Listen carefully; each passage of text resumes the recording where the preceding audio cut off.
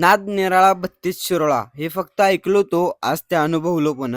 कसं काय शिरोळकर, आज होता आमचा शिराळामध्ये दुसरा दिवस. सकाळी सगळेजण उठून पहिले गेला आंघोळी करण्यासाठी. मी तर आंघोळ करून बसलो होतो, अजून यांचं तयार होणं चालू होतं बघा. तयार झाल्यावर गेलो नाश्ता करण्यासाठी. वडापाव ते आणले होते, खातच होतो. एवढ्यात म्हणले की नागाची पूजा करायला लागली, चला बघू. तर सगळेजण निघालो इकडं पहिले नागाची पूजा केल्याशिवाय यात्रा सुरूच होत नाही. नागाला असं ठेवतात आणि त्याची हळद कुंकूने पूजा करतात. सगळं झाल्यावर नागाला जिथून आणले तिथं सोडून येतात, ते पण सुखरूपपणे. अजून एक, मला बोलवल्याबद्दल मोरणा तरुण नागराज मंडळ यांचे मनापासून धन्यवाद. नंतर लागली पेलवान आणि किंग नंबर 1 ची कॉम्पिटिशन. मग काय सोडतो होय.